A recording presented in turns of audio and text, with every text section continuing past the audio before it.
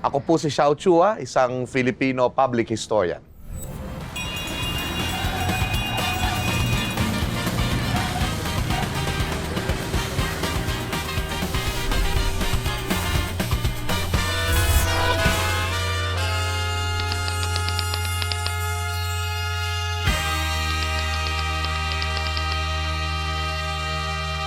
Ang konsepto na ipinamana sa atin ng ating mga ninuno ay yung konsepto ng kapwa.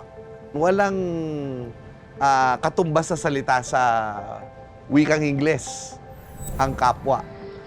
Ito yung seeing yourself in the other person.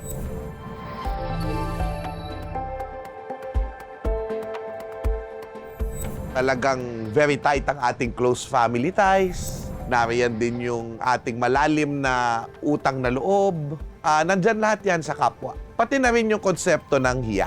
Pag sinabi mong hiya, hindi talaga to shame eh. It's really more of, kailangan ikaw ay may dangal.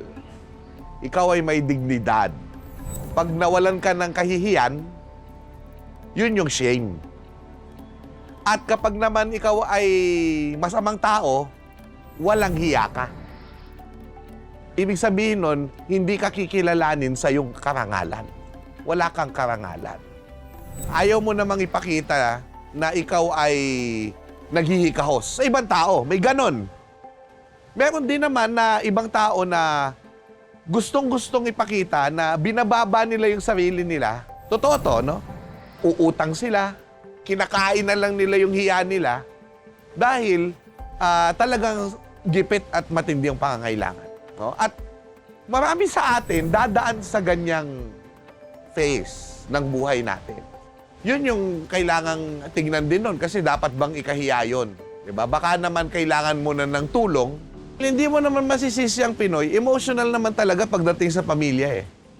Kasi may kinalaman yan sa pag-ibig, diba? May kinalaman yan sa pakikisama, diba? Na yan ay kadugo mo, diba? Kaya kailangan, ang nangyayari dyan, syempre, ang expectation sa'yo, lalo na kung ikaw yung may kaya, suportahan mo. Yun yung pakikipagkapwa mo suportahan mo, mga kaanak mo. Pwede siyang maging mabuti, pero pag nasobrahan ka naman na nagiging tamad yung mga kapamilya mo, no, dahil sa pagbibigay mo, mahirap naman yun. Kaya nga nangyayari dyan, minsan, hindi talaga pinag-uusapan sweldo, hindi mo pa pinag-uusapan yan kasi magkakahiyaan kayo. Pero yun na nga, parang yung iba, ang kanilang attitude dyan, kapag ka nagbigay ka ng sobra, nagmamayabang ka. Isa pang konsepto yan na either lunukin mo yung hiya mo, batay din yun sa parang pride. Meron din tayong pride na konsepto sa sarili natin. Pero pwede rin yun na ayaw mong maging masyadong mayabang. Kaya, kung ano yung hindi ka magbibigay ng sobra sa mga ambagan.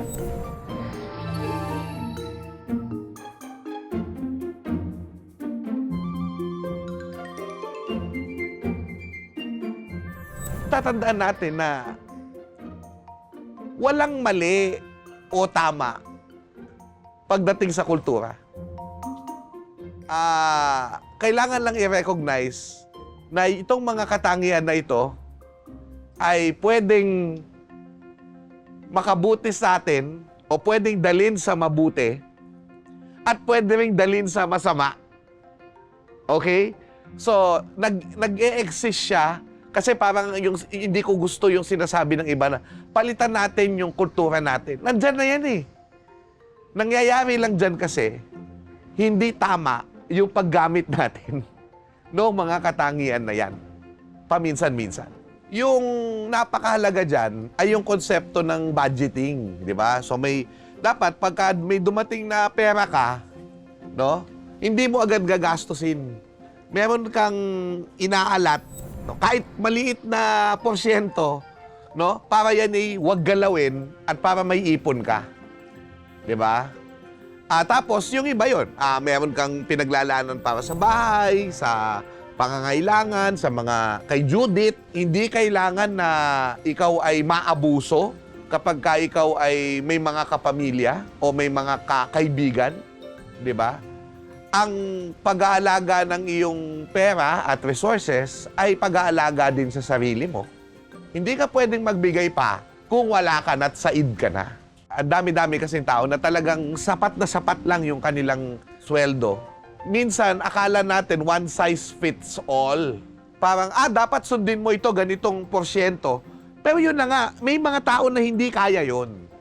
So, kailangan customize din, case-to-case basis. Pero, naiintindihan ko na napakarami sa ating mga kababayan at sa matagal na panahon, ganun din yung nakaranasan ko, na yung natatanggap mo sa isang buwan na mga compensation at saka sweldo mo, ay talagang wala kang ipon. Ubus talaga. No? So, hopefully, yun na nga, sana magkaroon ng yung mga kabataan ngayon, mas magkaroon sila ng ng pagkakataon na mas makapag-budget. Ang pera ay hindi upang ipagyabang. Ang pera ay hindi upang ipakita sa ibang tao na mas nakaaangat ka.